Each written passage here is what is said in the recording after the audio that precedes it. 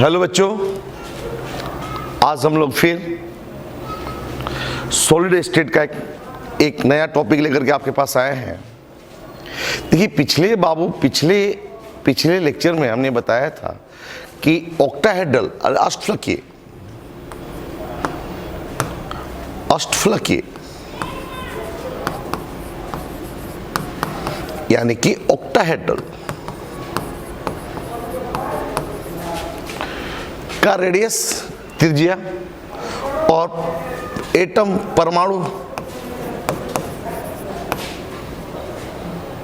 परमाणु की त्रिज्या के बीच में क्या संबंध है। हमने बताया था कि अष्टफलकीय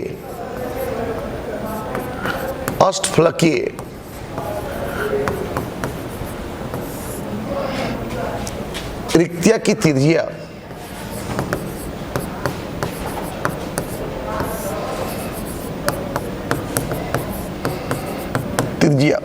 जो है वो बराबर होता है 0.414 आर। आर क्या है? एटम की त्रिज्या है, परमाणु की त्रिज्या है, यानी कि radius of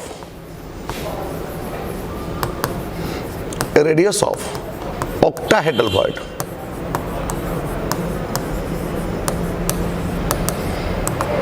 radius of octahedral void क्या होगा जी बताओ? 0.414 आर।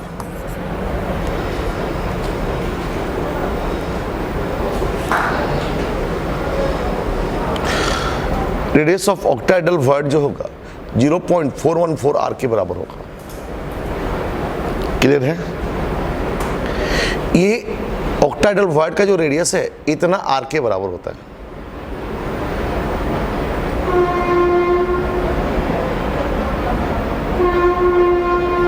ठीक है, तो आज हम लोग बात करने वाले हैं चतुष्फलक की रिक्तियां।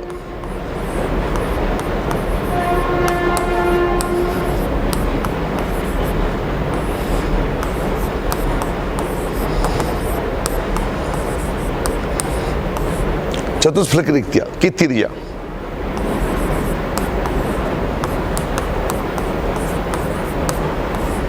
चतुष्फलक की रिक्तियां की त्रिज्या क्या होगा? 0.225 आर। ये आर क्या है? परमाणु की त्रिज्या। आज हम लोग इस संबंध के बारे में बात करेंगे, यानी कि radius of tetrahedral void, radius of tetrahedral void जो होगा वो बराबर होगा 0.225 आर। थोड़ा सा इसको ध्यान देंगे। पिछले लेक्चर में इस रिलेशन को बता चुके हैं, इस लेक्चर में इसके बारे में बात करेंगे।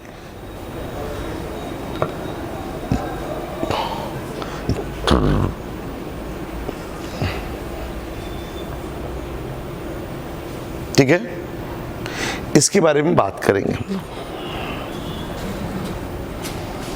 तो इसमें हम लोग सबसे पहले ये कर लें कि ये जो टेट्राहेड्रल वॉइड है ये 4 स्फीयर से घिरा होगा। ये triangular void which is surrounded by 4 sphere, ये 4 स्फीयर से घिरा होगा। अब इस यहां पे जो वॉइड होगा, इस वॉइड का रेडियस क्या है इसी को हम लोगों को जानना है। इस वॉइड का रेडियस कितना होगा इसी को जानना है हम लोग को। अगर ये एटम का रेडियस आर है तो इस एटम का रेडियस बड़ा आर, कैपिटल आर है, तो इस टेट्राहेड्रल वॉइड का रेडियस कितना होगा? देखिए बाबू, इसका जो कैलकुलेशन करते हैं, इसकी जो गणना करते हैं हम लोग, एक घन के आधार यानी क्यूब के आधार पे किया जाता है। ये टेट्राहेड्रल वॉइड का जो रेडियस का जब कैलकुलेशन करेंगे एक क्यूब के आधार पे करेंगे। देखिए कैसे, जैसे मान लें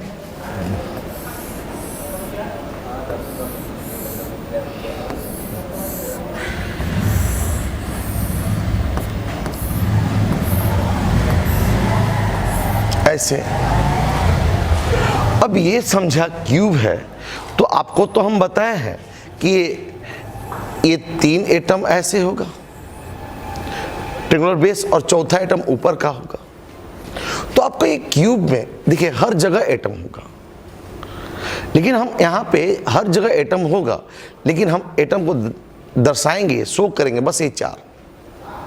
तो देखिए यहाँ पे ट्रायंगुलर बेस ए जो है, मान ले ए है, ये बी है, ये सी है, नीचे डी है, ये ई है और ये एफ है।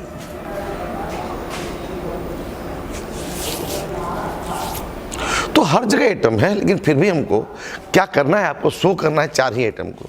तो देखिए ए ई एफ ये ट्रायंगुलर बेस है, यानी एक एटम यहाँ पे है, एक एटम यहाँ पे, एक एटम यहाँ पे, और ये चौथा एटम क्या है, सी है। चौथा एटम क्या है, सी है। अब ये चौथा एटम सी है, तो ये ट्रायंगुलर बेस और चौथा के बीच में यहाँ पे जो बन रहा है वॉइड बन रहा है। जैसे देखिए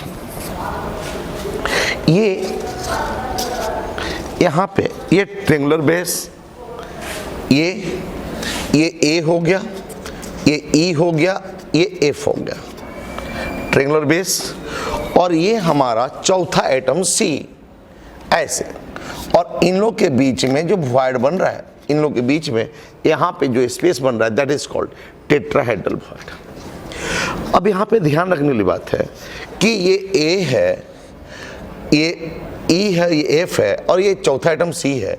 इसका मतलब यहाँ पे दूर दूर दिख रहा है, ए और सी दोनों दूर दूर दिख रहा है, लेकिन वास्तव में क्या है, एक दूसरे को टच किए हुए।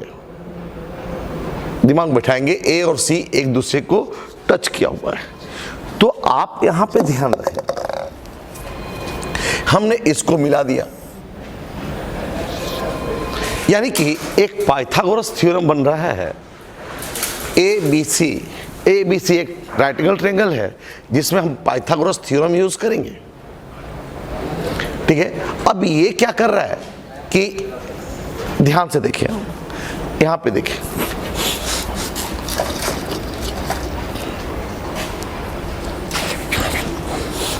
ये है आपका, ये आपका ट्रायंगुलर बेस, ये ट्रायंगुलर बेस हो गया, ट्रायंगुलर बेस हो गया। ये चौथा एटम यहां पर ऐसे सी हो गया, और सी के जस्ट नीचे एक एटम डी भी है, एक एटम डी भी है। सी के जस्ट नीचे एक एटम डी भी है। देखिए यहां पे जस्ट सी और डी के बीच में, सी के जस्ट, ये सी है, जस्ट उसके नीचे एक एटम डी है। देखिए सी को हम हटाते हैं, तो सी को हटाते तो बीच में देखिए यहां पे वॉइड बन रहा है। ये वॉइड देखिए, ये वॉइड टेट्राहेड्रल वॉइड होगा। ये टेट्राहेड्रल वॉइड ए को भी और डी दोनों को टच कर रहा है। टेट्राहेड्रल वॉइड दो को टच कर रहा है, दो स्फीयर को टच कर रहा है। हम डी स्फीयर को दिखलाए नहीं है, शो नहीं किए हैं, लेकिन यहाँ पे दो स्फीयर को टच कर रहा है। किसको किसको किसको किसको टच कर रहा है? एक को और एक को और एक किसको? डी को। अब देखिए इसको ढंग से, तो क्या होता है कि अब यहां पे एक ट्रायंगल यहां पे भी बन रहा है ऐसे, जब टच कर रहा है तो। ठीक है, देखो बाबू, यहां पे तो आप देख रहे हो कि ए और सी एक दूसरे को टच कर रहा है, और यहां पे जो ये चतुष्फलक की रिक्तियां है, ये चतुष्फलक की रिक्तियां भी ए और डी को टच कर रहा है। दिमाग बैठा लें, यानी कि यहाँ पे दो चीज दिख रहा है। क्या क्या दो चीज दिख रहा है? कि ए और सी एक दूसरे को टच कर रहा है, ए और सी एक दूसरे को टच कर रहा है। दूसरा चीज क्या है कि जो चतुष्फलकीय टेट्राहेड्रल जो वॉइड है, ये ए और डी को भी टच कर रहा है। हम पहले बात करें एक राइट एंगल ट्रायंगल एबीसी में, सॉरी ए बी सी में। आप देख क्या रहे हो? अच्छी एक चीज़ और इसमें थोड़ा सा दिमाग में बैठा लो कि यहाँ से साइड का जो साइड है वो ए मान लें। साइड कितना मान लें? ए मान लें। टेट्राहेड्रल वॉइड का रेडियस क्या मान लें? टेट्राहेड्रल वॉइड का रेडियस कितना मान लें? ठीक है, रेडियस ऑफ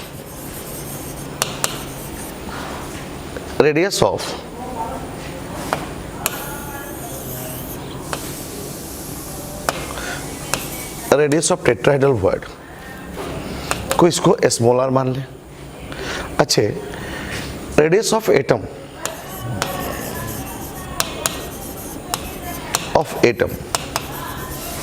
बराबर बड़ा R मान लें। यानी कि यहाँ पे चतुष्फलक की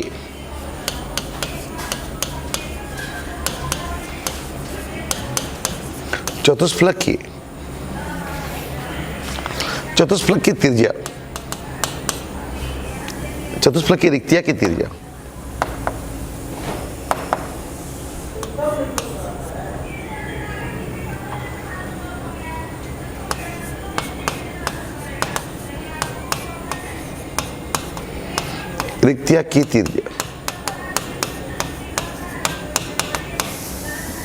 स्मॉल r मान है। आप परमाणु का त्रिज्या क्या मान रहे हैं?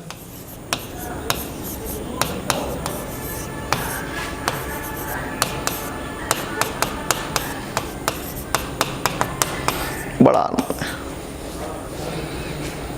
अब हम ये दो चीज दिमाग में बैठाएं, यानी कि एज, यहाँ पे एज का लेंथ है a, यानी कोर की लंबाई a।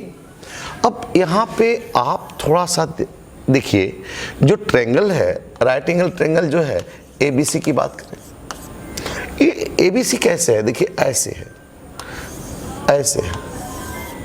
ये 90 डिग्री का एंगल है, ये 90 डिग्री का है। क्या क्यूब है बाबू? और क्यूब में हर एंगल 90 डिग्री का होता है। तो यहाँ पे A B C आपको 90 डिग्री दिख नहीं रहा है, लेकिन चूंकि फिगर इस तरह का है इसलिए ऐसे एग्जैक्ट फिगर बनाने के चक्कर में आपको 90 डिग्री नहीं दिख रहा है, लेकिन वास्तव में कितना डिग्री का है? 90 डिग्री का है। क्यों? क्योंकि क्यूब है। अब आपको पता है कि A और C एक दूसरे को टच कर रहा है। A तथा C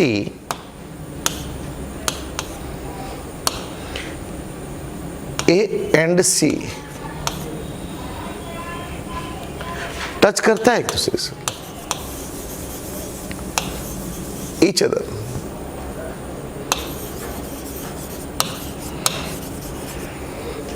एक दूसरे को क्या करता है? स्पर्श करता है।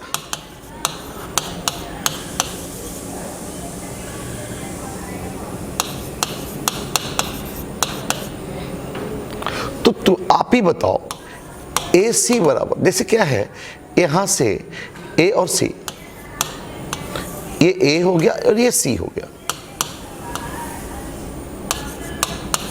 एक दूसरे को टच कर रहा है। ये आपको दूर दिख रहा है, दूर दिख रहा है, लेकिन वास्तव में दूर नहीं है, एक दूसरे को टच कर रहा है। तो बताइए, ये R है और ये भी R है, तो AC बराबर 2R।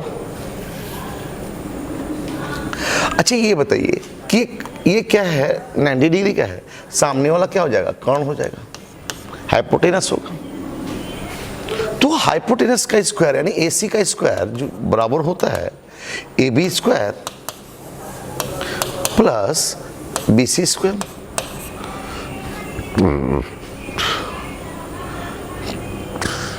यानी कि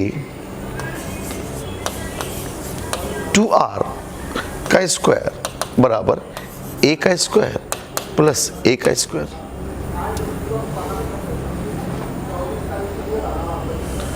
यानी कि आप यहां पे देख रहे हो बाबू, आप यहां पे देख रहे हो 2R का स्क्वायर बराबर 2A स्क्वायर।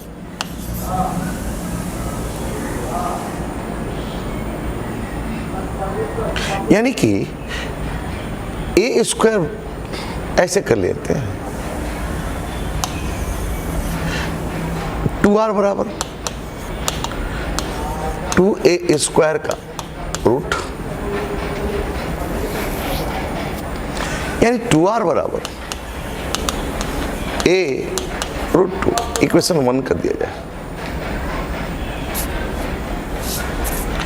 अब देखिए बाबू, यहां पर अब इस जगह देखा जाए, आप AC निकाल चुके, एक राइट एंगल ट्रायंगल यहां पे ऐसे,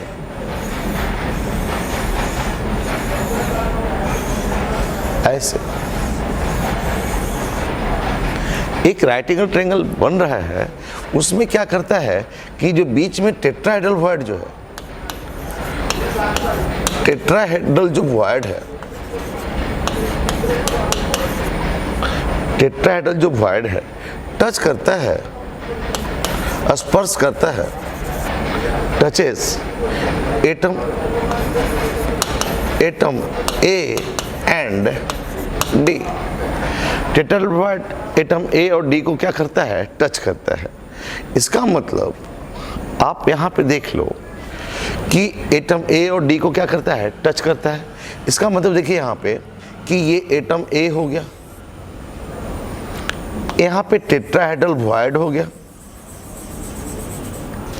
यहाँ पे एटम D हो गया। ये एटम A टेट्राहेड्रल वॉइड, ये atom D, atom D।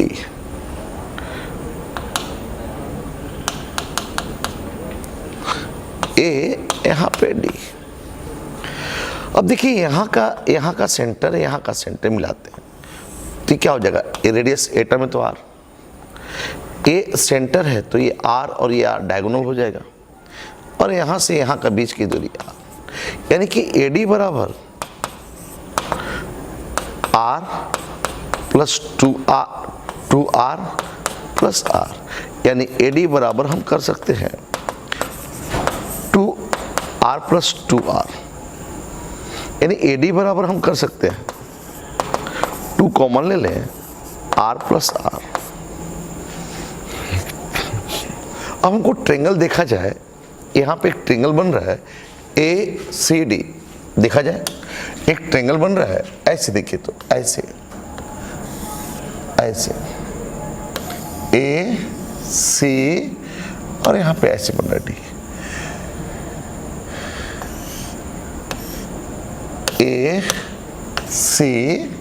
ACD। ये कितना डिग्री का, तो 90 डिग्री का। अब हम AC बराबर निकाले हैं, AC बराबर क्या निकाले हैं, यहाँ पे AC बराबर 2R निकल चुका है, AC बराबर 2R निकल चुका है। या ऐसे ही बोल सकते हैं AC बराबर A रूट 2, A रूट 2। तो यहाँ पे हम देखेंगे AC बराबर A रूट 2, देखिए ना, AC 2R, हम 2R नहीं लिख करके AC लिखेंगे तो क्या हो जाएगा, AC कर सकते हैं यहाँ पे, तो AC बराबर 2R, 2R के बदले AC, यानी AC बराबर A रूट 2।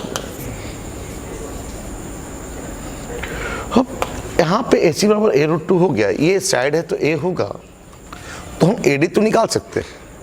AD बराबर हम जानते हैं 2 बड़ा R प्लस छोटा R। Actually AD in right angle triangle ACD। तो आप बताओ ये सामने वाला क्या होगा, ये 90 डिग्री सामने वाला क्या होगा, कौन हाइपोटेनस होगा। तो बताओ AD का स्क्वायर बराबर क्या हो जाएगा, AC का स्क्वायर, AC का स्क्वायर प्लस CD का स्क्वायर।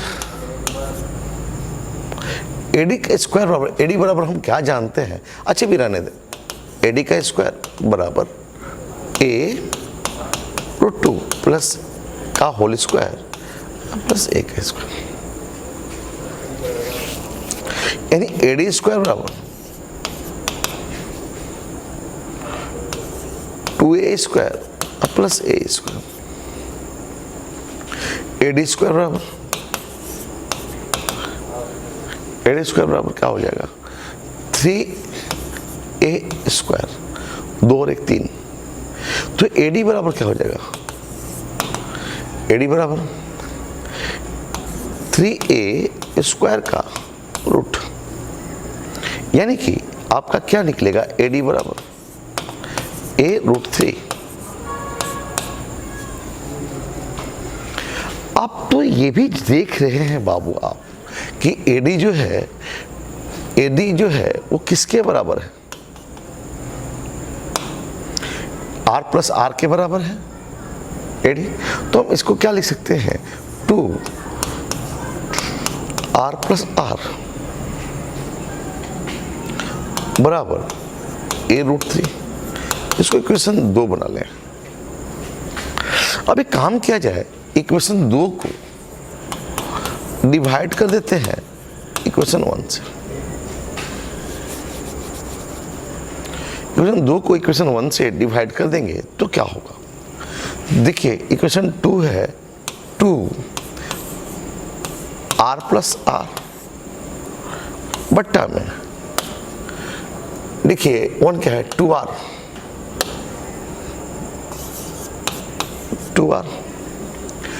बराबर क्या है a√3 बट्टा में a√2, a से कट जाएगा, 2 से 2 कट जाएगा, तो क्या होगा आप बताओ, r प्लस आर बट्टा में r बराबर क्या होगा √3/√2।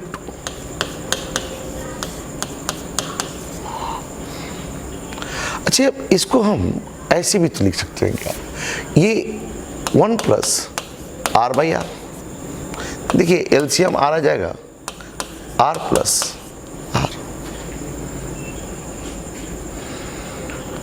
सेम चीज है, एलसीएम r आ जाएगा, अगर कुछ नहीं है तो एलसीएम r प्लस r हो जाएगा। तो हम उसको ऐसे भी लिख सकते हैं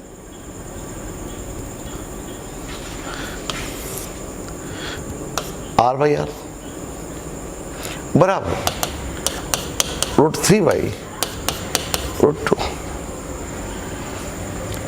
1 प्लस r/r बराबर हो जाता है 1.732 √3 का मान, और इसका होता है 1.414। तो उसको डिवाइड करेंगे तो 1 प्लस r/r बराबर 1.255। अब ये 1 इधर जाएगा तो r/r इक्वल के उधर ले जाएंगे तो माइनस आ जाएगा, 1.255 माइनस 1, r/r बराबर 0.225, r बराबर 0.225। तो आप लोग, हम समझते हैं, समझ गए होंगे, फिर भी एक बार समझ लीजिए। अगर बोलता है कि टेट्राहेड्रल वॉइड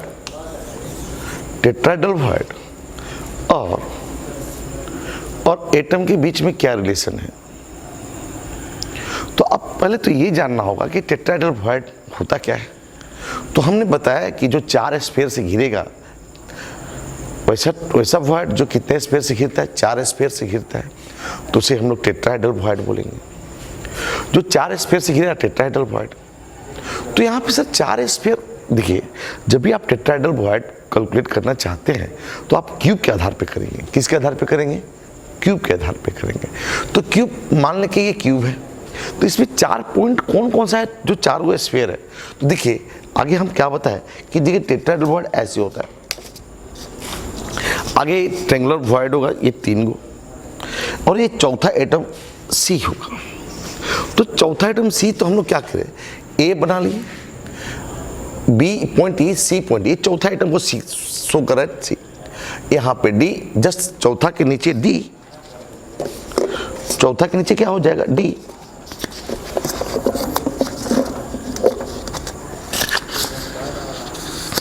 ये चौथा के नीचे क्या हो जाएगा डी। ये देखिए, चौथा के नीचे डी, ये दोनों लाल वाला, एक ऊपर वाला सी है, नीचे वाला लाल वाला डी है, तो चौथा के जस्ट नीचे डी। अब देखिए यहाँ पे हम सी को हटा दिए, तो देखिए यहाँ पे सी को जब हटा दिए तो बीच में यहाँ पे खाली जगह बन रहा है, खाली जगह बन रहा है, ये टेट्राहेड्रल वॉइड है। और यानी कि जो खाली स्थान बन रहा है वो टेट्राहेड्रल वॉइड है। और टेट्राहेड्रल वॉइड किसको किसको टच कर रहा है, तो ए को भी टच कर रहा है और डी को भी टच कर रहा है। और यहाँ पे ए और सी एक दूसरे को टच कर ही रहा है, तो हमको इस टेट्राहेड्रल वॉइड का रेडियस निकालना है। तो पहले हम ए सी का कितना, इसके बीच का कितना लेंथ होता है उसको निकालेंगे। तो उसके बीच का लेंथ निकालने के लिए हम एक पाइथागोरस थ्योरम यूज कर देंगे राइट एंगल ट्रायंगल एबीसी में। ये कर्ण के सामने, ये 90 डिग्री सामने होता है कर्ण, तो ये ए और सी देख रहे कि आपको एक दूसरे को टच करता है, इसका मतलब ए और सी के बीच की डिस्टेंस कितना है, 2r होगा। अब ए सी स्क्वायर बराबर क्या होगा, कर्ण स्क्वायर लंब स्क्वायर प्लस आधार स्क्वायर, यानी कि हाइपोटेनस बराबर base square plus perpendicular square. बस ए का एक है, दोनों साइड ए ही मान लिए। तो यहाँ पे ए कर लिए तो 2a स्क्वायर, स्क्वायर उधर चला गया तो 2a स्क्वायर का होल रूट। अब ए का स्क्वायर का ए आ जाता है, रूट 2 का रूट 2 लिख दिए, यानी ए सी बराबर 2a, 2r का मतलब ए सी है, यानी ए सी बराबर a रूट 2। ये 2r बराबर a रूट 2 को हम इक्वेशन 1 बना लिए। अच्छा, टेट्राहेड्रल वॉइड है कहाँ पे, तो टेट्राहेड्रल वॉइड ए और डी के बीच में है, ए और डी के बीच में है। तो ए और डी के बीच में है तो क्या होगा, ए और डी के बीच में, तो यहाँ पे ए और डी के बीच में तो आर आर है, ठीक है। तो ए डी बराबर आर प्लस ये आर प्लस 2r, 2 आर, चूंकि ये सेंटर हो गया तो सेंटर से इधर आर और सेंटर से इधर आर, 2r होगा। डायगोनल व्यास 2r होता है, 2r प्लस आर, यानी 2 2 बड़ा आर और 2 छोटा आर, 2 को कॉमन ले तो r प्लस आर। अब हम देखिए ये ट्रायंगल देखा जाए, ये right angle triangle A C D, तो ए सी डी की बात करें हम, देखिए ए सी डी ए रूट 2 तो आया है बाबू, साइड ए है, तो ए डी बराबर 2r प्लस आर, तो अभी बात किए ही, क्योंकि यहाँ पे टेट्राहेड्रल जो वॉइड है इसको भी और इसको दोनों को टच कर रहा है।